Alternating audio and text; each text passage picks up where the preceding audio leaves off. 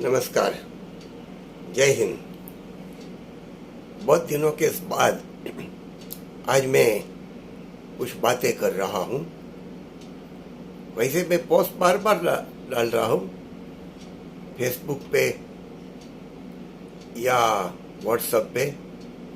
अब मैंने सोचा साथ साथ यूट्यूब में भी कुछ दिया करूँ जो पहले करता था। तो आज ये सब बातें मैं जिस सोशल मीडिया पे एक्टिव हूँ या था वहाँ मैं ये डालूँगा। वैसे तो हमारा देश गोदी मीडिया के मुताबिक बहुत सुखी, समृद्ध, संपन्न और शांतिमय तरीके से आगे बढ़ रहा है। लेकिन जब अंदरूनी बातें हम देखते हैं, जानते हैं, तो पता चलता है कि हमारा देश आज बहुत ही संकट में गिरा हुआ है, चल रहा है। हमारे देश के ऊपर पर कैपिटा जो कर्ज है हर व्यक्ति के माथे पे, वो बहुत बढ़ते जा रहा है।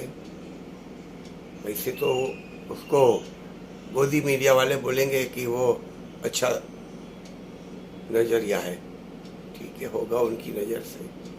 दूसरी बात, हमारे देश की साख विदेशों में बहुत गिर रही है। कारण अलग अलग है, लेकिन उसमें से एक कारण यह है कि हमारे देश में लोगों के बीच में दो प्रकार की खाई बढ़ती जा रही है। एक खाई है गरीब और तवंगर के बीच में असमानता की खाई, और दूसरी खाई है हिंदू और मुसलमान, हिंदू और ख्रिस्त, हिंदू और अन्य। ये खाई भी बढ़ती जा रही है और इस कारण विदेशों में भी हमारी साख गिरती जा रही है। लेकिन गोदी मीडिया को इससे कोई लेना देना नहीं है। उनको तो अपने धंधे से, अपने व्यापार से मतलब है, और वो ठीक तरह से कर रहा है, करना भी चाहिए। कौन नहीं करता है, सबको अपनी अपनी चिंता है।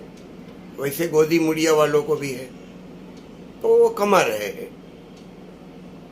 बुरा तो है वो कमा रहे हैं। उसका जो तरीका है, वो कमाने का तरीका बुरा है, क्योंकि हमारे कई हकों को डुबा के, हमारे कई अधिकारों को खा जाकर वो कमा रहा है। और इसकी जानकारी हमको नहीं है, हम नहीं जानते ये, क्योंकि वो मीडिया है। और हम जो हमारा नजरिया देखते हैं, जानते हैं, समझते हैं, वो गोदी मीडिया से है। तो गोदी मीडिया हमको जो दिखाता है वो हम देखते हैं, जो सुनाता है हम सुनते हैं, और उसके मुताबिक अपने निर्णय हम करते हैं, और करने भी चाहिए। लेकिन थोड़ा अगर हम गहराई से इस बात पे गौर करें, ध्यान दें, तो समझ में आ रहा है कि हमारे साथ बहुत बड़ा छल कपट किया जा रहा है।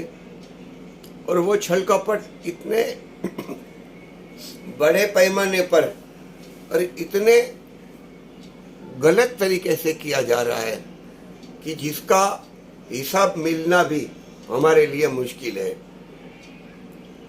आज अगर हम नहीं समझेंगे, नहीं जानेंगे, तो कल बहुत वक्त चला जाएगा, और वो गया हुआ वक्त कभी वापस नहीं आता है। वो तो गया, और वही जाने वाले वक्त को रुकने के लिए तो हम नहीं बोल सकते हैं, लेकिन आने वाले वक्त को सुधारने का काम हम कर सकते हैं। तो यह करने के लिए हमें क्या करना है, इसके बारे में सोचेंगे।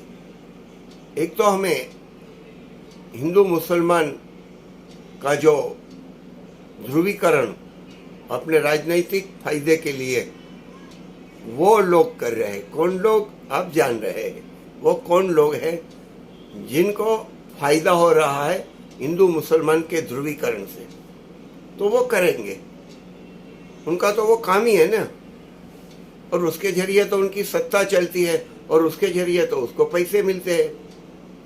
ऐसे कई बाबा, स्वामी और ऐसे कई गुरु बैठे हैं वहां उनके साथ में, कई ज्योतिषी है, और वो सब इनके साथ मिली भगत करके हम लोगों को लूट रहे हैं। लेकिन हमको समझ में नहीं आ रहा है, हम अंधभक्त बन के, धार्मिक अंधभक्त और नेता के अंधभक्त बन के इसमें चले जा रहे हैं, डूबे जा रहे हैं। मुझे मालूम नहीं कि हम कैसे बचेंगे। बहुत ही खतरनाक दौर से आज हम लोग गुजर रहे हैं, और ये खतरनाक दौर हमको समझ में नहीं आ रहा है, हम नहीं जान रहे, नहीं समझ रहे। मैं परसों मेरे दोस्तों को मिला, हीरा बाजार जो मालाड में है, वहाँ से जा रहा था तो दोस्तों ने, पुराने दोस्त मेरी उम्र के, मुझे बुलाया, कैसे हो, कैसे नहीं वगैरह। तो उन्होंने कहा कि हम आज मोदी के राज में जी रहे हैं, मोदी की इच्छा से हम लोग चल रहे हैं। मैंने कहा कि ठीक है, आपका ये रवैया, ये ख्याल ठीक है, लेकिन मुझे लग रहा है कि हम मोदी के कानून में, मोदी की सरकार में नहीं जी रहे। मोदी अपनी सरकार अपनी मर्जी से नहीं चला रहे। वो एकदम चमक गए, हाँ क्या बात करते, तो मोदी की, तो किसकी सरकार? मैंने बोला, दो उद्योगपति और उनके साथ मिले हुए कुछ बड़े बड़े पैसे वाले हैं, जिनके सरकार है, उनके इशारे पे ये सरकार कायदे कानून और रवैया बनाती है, और उस जरिए ये सरकार चल रही है। तो ये मोदी की सरकार नहीं है, सिर्फ नाम और चेहरा मोदी का है, बाकी तो जो कुछ है वो उद्योगपति, जो बड़े घराने हैं, उनका है।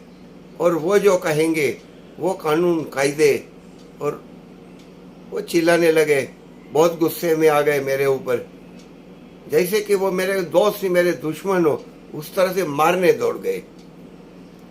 ठीक है, मुझे भी हंसी आई, मैंने उनको हाथ जोड़ दिया, भाई साहब आप व्हाट्सएप यूनिवर्सिटी के बहुत काबिल, पढ़े लिखे ग्रेजुएट है, मैं व्हाट्सएप यूनिवर्सिटी पे इतना कुछ पढ़ता नहीं, लिखता नहीं हूँ, जानता नहीं हूँ, आप महाज्ञानी है, आपके ज्ञान को प्रणाम करता हूँ, और आप इसी ज्ञान के जरिए इस देश को डुबा के रहिए।